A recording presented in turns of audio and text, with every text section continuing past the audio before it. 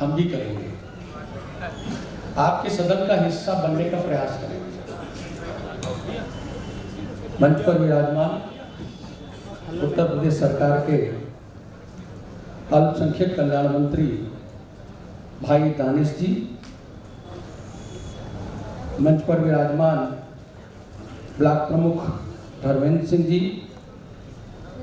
कार्यक्रम के आयोजन में लगे हुए मुख्य कर्ता जिन्होंने हमें आमंत्रित किया है, सोमेंद्र सिंह जी, शिखर पुरी जी, दिव्या मालवीय जी, रामकृष्ण पुरी जी, उपस्थित सभी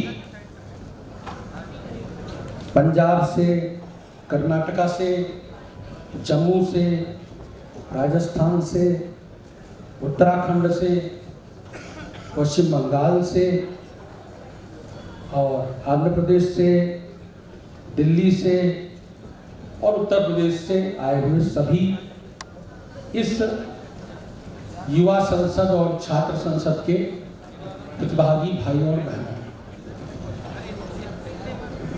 कभी ये कहा जाता था समाज के अंदर कि युवा और छात्र ये कल का नागरिक है, ये भविष्य है, ये शब्द प्रयोग किया जाता था। हमने भी संस्था का नाम रखा है भविष्य एक उत्तर प्रदेश, जिसके माध्यम से कार्यक्रम हो रहा है। थोड़ा सा डिफर करता हूं इस बात में से, हम भविष्य ही नहीं हैं, वर्तमान भी हैं, क्योंकि देश के अंदर जो घटता है, जो होता है, अगर महंगाई होती है, अगर कहीं कोई युद्ध होता है, अगर कहीं कोई क्राइसिस होती है, उस सब का प्रभाव आज के नौजवान पर भी पड़ता है। इसलिए नौजवान कल का नहीं अपितु आज का ही नागरिक है, वो आज का मतदाता है, उसको कल पर टालने की जरूरत नहीं है। उसको हम कल कह करके छोड़ नहीं सकते। हमें विचार करना पड़ेगा कि देश में क्या चल रहा है।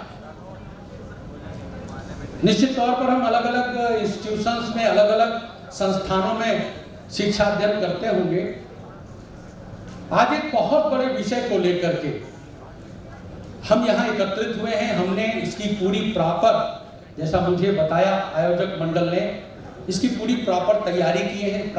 अभी सुबह से, प्रातः काल से आप लगातार इस कार्यक्रम में, डिबेट में शामिल हो रहे हैं। मुझे तो इस बात को लेकर के गर्व होता है, इस बात को लेकर के हर्ष भी होता है कि आज का युवा ऐसे समसामयिक और राष्ट्रहित के मुद्दों पर विषय तय करके और इतना बड़ा आयोजन करता है। मैं आप सबको सर्वप्रथम इसके लिए बधाई देता हूं, अभिनंदन करता हूं और मैं आपको आभार भी व्यक्त करता हूं कि आपने देश के इस बड़े मुद्दे की ओर अपना ध्यान आकर्षण करने का काम किया।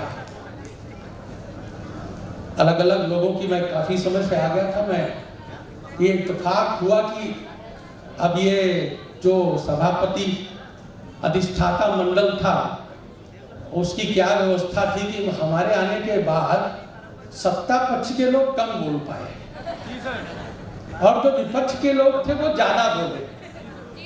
मैं पीछे से कह भी रहा था दानिश भाई से कि यार सदन में तो ऐसा नहीं होता है, हम भी विधान परिषद में हैं, तुम भी विधान परिषद में हो। एक तरफ से विपक्ष को बुलवाया जाता है तो एक सदस्य सत्ता पक्ष का बोलता है, एक सदस्य सत्ता पक्ष का बोलता है तो फिर एक सदस्य विपक्ष का बोलता है। ऐसा थोड़ा होता है कि एक तरफ से सारे लोगों को बुलवा। लेकिन भैया सभापति है, अधिष्ठाता मंडल है, किसी को भी बाहर कर सकते हैं।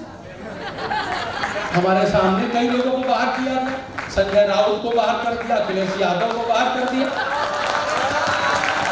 बड़े लोगों को बाहर कर दिया। तो भैया हम भी चुप्पी बांधे बैठे रहे, हमने कहा हम ही में बाहर हो गए।